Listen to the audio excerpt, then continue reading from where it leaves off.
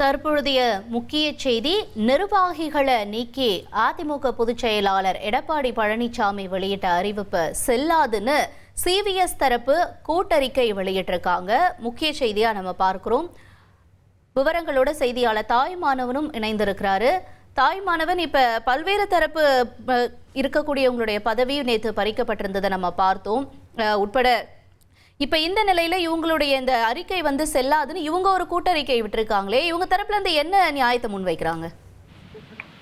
வழக்கமாக அதிமுக பொதுச் செயலாளர் எடப்பாடி பழனிசாமி அல்லது மற்ற பிற நிர்வாகிகள் அறிக்கை வெளியிடார்கள் என்றால் அதிமுகவுடைய லெட்டர் பேட்ல வெளியிடுவாங்க. எடப்பாடி பழனிசாமி வெளியிடார் என்றால் எடப்பாடி பழனிசாமி பெயர் போட்ட லெட்டர் பேட்ல அறிவிப்பு என்பது வெளியிடப்படும். தற்போது 2 அணிகளாக பிளவுபட்டிருக்கக்கூடிய நிலையில் அதிமுக பொதுச் எடப்பாடி பழனிசாமியுடைய பெயர் இல்லாமல் தற்போது அந்த லெட்டர் பேட்ல தற்போது கூட்டறிக்கை என்பது வெளியிடப்பட்டிருக்கிறது. குறிப்பா எடப்பாடி பழனிசாமிக்கு எதிராக போர்க்கொடி தூக்கி இருக்கக்கூடிய மற்ற பிற நிர்வாகிகள் சி.வி. சண்முகம், எஸ்.பி. வேலுமணி, நத்தம் விஸ்வநாதன் உள்ளிட்ட எம்எல்ஏக்கள் அடங்கிய நிர்வாகிகள் தரப்புல தற்போது இந்த அறிக்கை என்பது வெளியிடப்பட்டிருக்கிறது. ஏற்கனவே அதிமுகவுடைய பொதுச்செயலாளர் எடப்பாடி பழனிசாமிக்கு எதிராக சட்டமன்றத்தில் தாவேகாவுக்கான ஆதரவு நிலைப்பாட்டை எம்எல்ஏக்கள் எடுத்ததாக கூறி அவர்கள் மீது ஒழுங்கு நடவடிக்கை எடுப்பதாக கூறி அதிமுக பொதுச்செயலாளர் எடப்பாடி பழனிசாமி ஒரு 25க்கும் மேற்பட்டோர் மீது கட்சியினுடைய பதவியில் இருந்து விலக்கி வைப்பதாக அறிவிப்பை வெளியிட்டிருந்தாரு. அது மட்டும் இல்லாம அதற்கு மாற்றாக வேறு சிலரை நியமிப்பதாகவும் அறிவிப்பை வெளியிட்டிருந்தாரு. இப்படிப்பட்ட நிலையில தான் அதிமுக பொதுச் எடப்பாடி பழனிசாமியுடைய இந்த நடவடிக்கை என்பது செல்லாது என தொடர்ச்சியா எஸ்.பி. வேலுமணி மற்றும் சி.வி. சண்முகம் அணியினர் சுட்டிக்காட்டி வந்த ஒரு சூழல தற்போது கூட்டறிக்கை என்பது வெளியிடப்பட்டிருக்கிறது. இந்த கூட்டறிக்கையை பொறுத்த மட்டும் பார்த்தோம் என்றால் சுமார் 6 பக்கங்கள் அடங்கிய கூட்டறிக்கையாக இருக்கிறது. 2 பேர் இதுல கூட்டறிக்கையை வழங்கியிருக்கிறாங்க. கழகத்தினுடைய துணை பொதுச் செயலாளராக இருக்கக்கூடிய நத்தம் விஸ்வநாதன், கழகத்தினுடைய தலைமை நிலைய செயலாளராக இருக்கக்கூடிய எஸ்.பி. வேலுமணி ஆகிய இருவரும் இணைந்து இந்த கூட்டறிக்கையை வெளியிடுவதாக தெரிவித்திருக்கிறாங்க.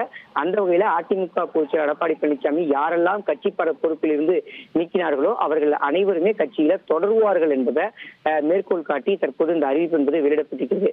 குறிப்பாக அரசமைப்பு சட்டத்தின் கீழ் நீதிமன்றத்தாலும் தேர்தல் ஆணையத்தாலும் முன்பு இருந்தவர்கள் வெளியிடப்பட்ட பதவி நீக்க அறிவிப்புகள் செல்லாது என நீதிமன்றத்துடைய அறிவிப்பை சுட்டிக்காட்டி தற்போது இந்த அறிவிப்பு என்பது வெளியிடப்பட்டிருக்கிறது.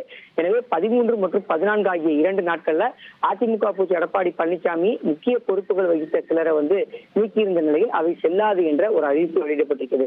குறிப்பா ஜெயலலிதா அவருடைய மறைவுக்கு பிறகாக 2017 அதிமுக கருத்து வேறுபாடு ஏற்பட்ட போது சட்டங்களின் அடிப்படையில் பதவிகளில் இருந்தவர்கள் எடப்பாடி பழனிசாமி உட்பட பதவி நீக்க அறிவிப்புகள் வெளியிடப்பட்ட நிலையில் பதவி நீக்கம் செய்யப்பட்டவர்கள ஒருவரான எடப்பாடி பழனிசாமி அவர்கள் பெரும்பான்மையான சட்டமன்ற உறுப்பினர்களை சட்டமன்ற குழு தலைவராக தேர்ந்தெடுக்கப்பட்டார். அடுத்தடுத்த நாட்கள்ல கழக சட்டமன்றத்துடைய பொதுக்குழு மற்றும் செயற்குழுவை கூட்டி ஒருங்கிணைப்பாளர் மற்றும் இணை ஒருங்கிணைப்பாளர் பதவிகள் என்பது உருவாக்கப்பட்டிருந்தது.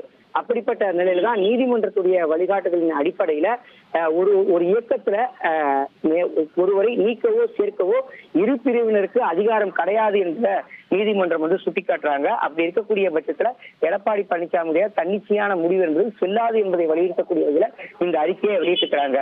அப்படிப்பட்ட நிலையில நீதிமன்றத்தை மேற்கொள்ளி காட்டப்பட்டிருக்கக்கூடிய நிலையில் இவர்கள் அனைவருமே பதவிகளில் தொடர்வார்கள் என்ற ஒரு அறிவிப்பை வெளியிட்டிருக்கிறாங்க. உங்கள் தந்தியன் தொலைக்காட்சியில் ரகசிய சிநேகிதியே தினமும் இரவு 8 மணிக்கு காண தவறாதீர்கள்.